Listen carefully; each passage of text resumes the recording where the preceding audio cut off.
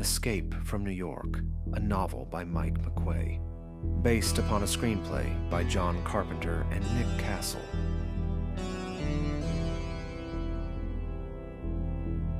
Chapter 9. Pre-Flight. October 23rd, 10:14 p.m. Plissken walked between Hauk and Rayma. It was obvious that they were uneasy in his company, since they had taken the cuffs off him. It was just as obvious that he hated being in that particular corner of the universe at that particular time. He hated Hauk. Hated him just like he hated any black belly. Oh, the man wore a suit and talked about prerogatives, but he was still the head killer in a society of killers. Witchfinder General. He couldn't forgive the man that. Forgiveness was nowhere to be found within the countless reflecting shares of the broken mirror that was Plissken's spirit. "I'm here," Rayma said. They turned into a door marked Material Disbursement. The room was painted battleship gray. It had a counter that slashed its width. On the other side of the counter, a cage, floor to ceiling. Within the cage were neatly stacked shelves of supplies that stretched far back into darkness. Hulk flicked a switch beside the door, and several banks of neon lit sequentially down the length of the storeroom. It went way back. Rayma dug down into his pocket and pulled out a chain of keys. He moved around the counter and started trying them in the cage lock. He'd try one, shake the lock until it rattled the whole cage, curse softly, then try another. "You know I haven't had anything to eat," Plissken said. "For how long?" Hauk asked. Then to Rayma, "We haven't got all night." "The motherfuckers aren't marked," Rayma said, his voice edged with frustration. "Just take it easy." "Since yesterday," Plissken said. "Goddamn son of a bitch," Raym muttered. "You look well fed to me," Hauk said. "It's your game." The snake shrugged. "But if it was me, I'd want every advantage I could get. I sure wouldn't send some half-starved." "Ha!" Rayma yelled.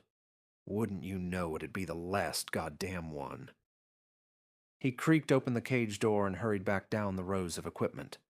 He got a leather survival holster and started sticking various items into it. Hauk looked at Plissken, then started down the aisle to see where Rayma was. "Look," he said, voice low. "I know I'm not in any position to ask you for favors, but I've got a relative inside." His voice hoarse. "You've got priorities here, I know. But if you could just keep an eye out for him." "What the hell am I supposed to do, Hauk? Ask 3 million crazy people for their names and addresses?" The man waved it off. "No, damn it. I don't need to know anything, except if he's there." He held up a clenched fist. "He's got a tattoo." He pointed to his 4 fingers just below the knuckles. The letters H-A-U-K, one on each finger. Plissken frowned. It'd be a cold day in Mommy Beach before he did a favor for Hauk. "Well, if I see him, I'll tell him to drop you a line." Hauk's eyes flashed for a second, but he didn't say anything. "Here we go," Rayma's voice said. He came back through the cage and locked the door. Standing on the business end of the counter, he dumped the contents of the holster onto its top. It was a large wraparound holster, compartmentalized like an electrician's. It could hold a lot. The guns were the first thing that caught the snake's attention. There were 2 automatics, a handgun, and a breakdown rifle. Plissken hadn't held a gun since Leningrad. He reached out and gingerly ran a palm against each weapon. They were smooth and cold. Deadly. Snake Plissken with a gun was like Samson with shoulder-length hair. "The bullets carry a charge," Hawk said, thrusting his hands away from each other. "Explodes on impact. You don't have to be a crack shot. Just hit what you're aiming at." "I will," Plissken answered. He glanced at the other items, a flare pistol, K rations, a big crystal chunk that he assumed was amphetamine, infrared goggles, and a small two-way radio. There was also a large four-pointed metal spur that looked sharp and lethal at close range. His eyes skipped over the tactical gear, always returning to gaze at the guns. "Double his rations, would you?" Hawk said. "He's a growing boy and he's hungry." Rama went back into the cage, this time remembering which key was which. "I'll need extra ammo clips," Plissken said, unable to get his eyes off those guns. Hawk noticed his interest. "Know how to use them?" "Do rabbits have a sex life?" Rame came back in and threw some greenish-brown tins on the counter. "Extra rations," he said. "And a few more ammo clips," Plissken added, tabbing open a can of pound cake. Rame winked and reached into his jacket pocket. He dropped several loaded clips onto the counter. Plissken nodded and stuffed the whole piece of cake into his mouth.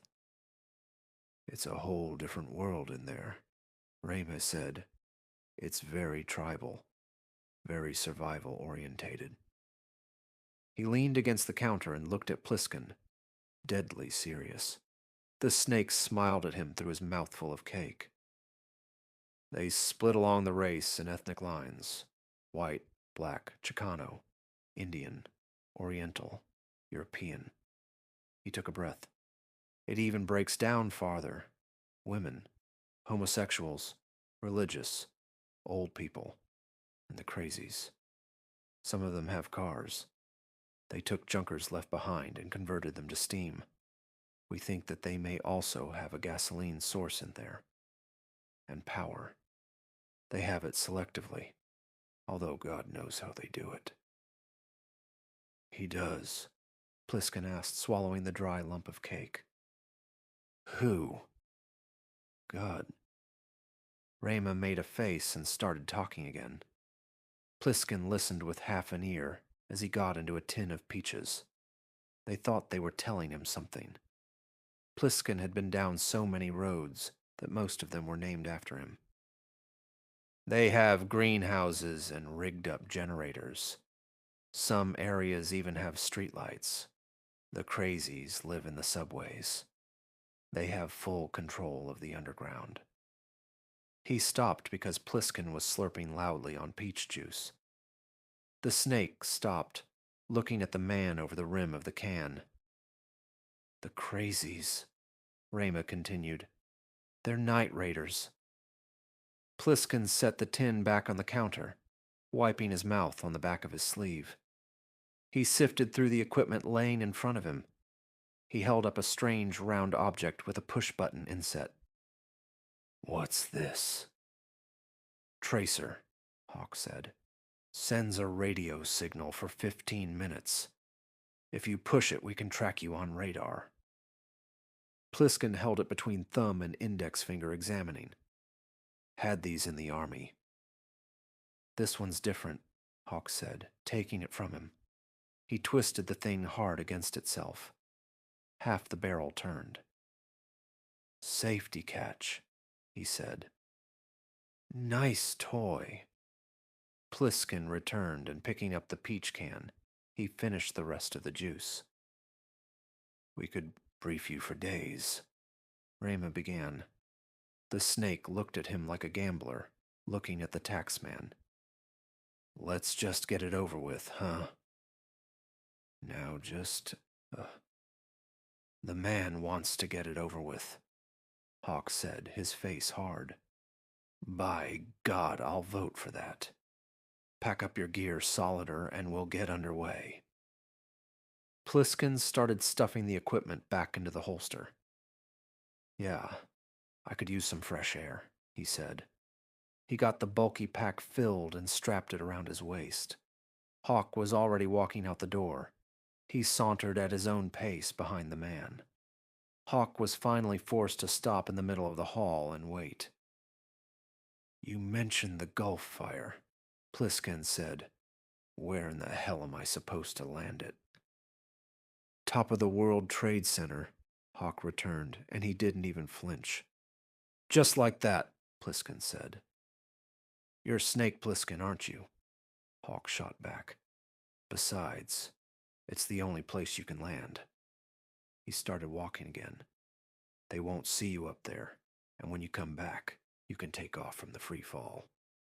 Plissken chuckled softly. "You really expect me to make it back?" Hawk ignored him and kept talking. "You can locate the president from his vital signs bracelet. It gives off a sync pulse. Use this." Getting into his pocket, Hall fished something out.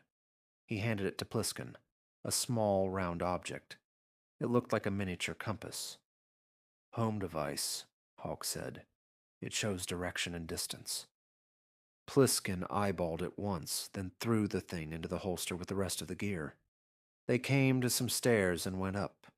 The surroundings were beginning to look familiar to Plissken. They had gone underground and ended up back in the in-processing bunkers, where he had been originally brought.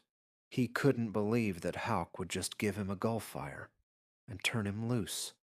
Judicious use of the jetpacks and an expert at the rudder could give the Gulf fire a virtually unlimited range. And Plissken was an expert.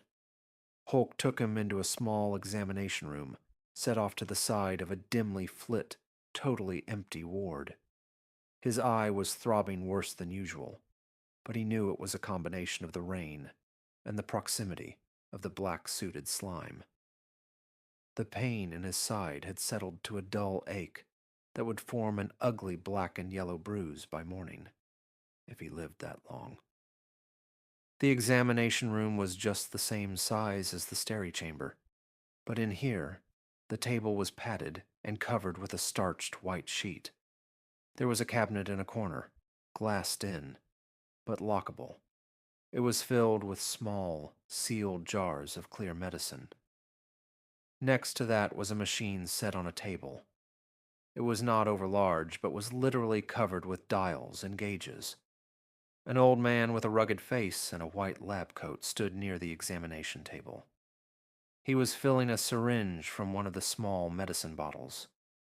The man seemed disturbed about something. It translated into silence as Hawk and Plissken came through the door. "Is everything ready?" Hawk asked without a greeting. The man gave Hawk a sidelong glance. "Yes," he said simply. Then the old man wandered over to Plissken. It seemed to the snake that the man was almost afraid to look at him, that he wanted to see him, but not to see him at the same time. The man finished filling his needle, then just stood there holding it, like a hunter with his rifle grounded, until something comes along to shoot. Plissken gulped, feeling queasy. He wasn't much for shots. He disliked pain a lot more when he knew it was coming. "Is that for me?" he asked sheepishly. "Strong antitoxin," Hawk said. "Stops bacteria and viral growth for 24 hours. "Take off your jacket," the man with the needle said. "Then roll up your sleeve." Plissken crossed his arms over his chest. "That's okay," he said. "Don't need it. I'll be all right. Really." "Let's go, Plissken," Hulk said. "But I don't like needles." "Plissken!" The snake sighed and slipped out of his jacket, letting it drop to the floor. He walked over to the examination table, hopping up backward to sit on it. He rolled up his khaki sleeve. The man with the needle came closer. Trying to ignore the whole business, Plissken diverted his attention to Hawk, who walked over to the machine with all the dials. He flicked some switches, and a number lit up on the machine. 23 05. He narrowed his gaze to take that in when he felt the sharp stab of the needle going into his arm. He grimaced slightly. "Over in a second," Cronenberg said in his best fatherly voice. Hawk got into a small box next to the machine. He came out of it with a wristwatch. He walked back over to Plissken, setting the dial as he did. "There," Cronenberg said, and pulled the thing out of Plisken's arm. "That wasn't too bad, was it?" "Then you sit down here and I'll do it to you," the snake replied. He was just rolling down his sleeve when Hawk strapped the wristwatch on him. It read out like the machine's. Hawk pushed a button on the side. The readout light began blinking. 2301 second. 2300. 2200. 59 minutes and 59 seconds. Hawk watched the blinking numbers for a few seconds, then looked up to Plissken. He said, 22 hours, 59 minutes, 57 seconds. The snake looked from the watch to the man's face. It was a countdown watch. "We talked about 24, he said to the commissioner. Hawk looked at Cronenberg. It was the kind of look that said, "Get your ass as far away from me as you can get." The old man drifted to the other side of the room immediately and began fiddling with the machine. Hawk turned his glacier eyes back to Plissken. "In 22 hours, the Hartford Summit meeting will be over. China and the Soviets will go back home." Plissken watched Cronenberg with his good eye. The doctor had pulled 2 long rubber tubes out of the back of the machine and was fiddling with them. "The president was on his way to the summit when his plane went down," Hawk continued. "He has a briefcase handcuffed to his wrist. The tape recording inside has to reach Hartford in 22 hours. "What's on it?" Plissken asked. He watched as Hawk worked his lips against themselves. "Do you know anything about nuclear fusion?" he asked. The snake put up his hands. "Never mind," he said. "I don't want to know." The doctor was walking back to the table, back behind Plissken. He had the tubes in his hands. They were attached to the machine, stretching back and bouncing like monstrous rubber bands. "We're talking about the survival of the human race." "Plissken," Hawk said, but it lacked conviction. "Something you don't give a shit about." Cronenberg spoke from behind. "I'm going to inject you," he said dryly. "It'll sting for a second or two." The snake didn't even have a chance to complain. He didn't even have a chance to ask the doctor what was going to be coming out of those 2 rubber tubes. The man placed them either side of his neck and pushed a button. The tubes were compressed air guns. He felt a bite, then a pop, and then for just a second, it felt like someone was pinching the hell out of his neck. Then, just as quickly as it had come, the pain stopped. Cronenberg removed the tubes and Plissken brought his hands up to feel the spots. They were tender to touch. He heard Hawk sigh and looked up at the man. His face had relaxed somewhat, as if some good and positive thing had just happened. "That's it, Plissken," he said. Cronenberg's voice was cold as January behind him. "Tell him," the man said. "Tell him what?" Plissken snapped. Hawk moved across the room, almost as if he were physically needing to put distance between himself and Plissken. "About that idea you've got about turning the Gulf fire 180 degrees and flying off to Canada." Plissken jerked his head around to Cronenberg. The man's face was pasty white. His eye began twitching madly under the patch. "What did you do to me?" he demanded. "My idea," Hawk said from the other side of the small office. He was puffed up, trying to look big and mean. He was out of practice. Something we've been fooling around with. 2 microscopic capsules lodged in your arteries. They're already starting to dissolve. He took his eyes from Plissken and paced his corner of the room in a tight circle. In 22 hours, the cores will completely melt. Inside the cores are small, heat-sensitive charges.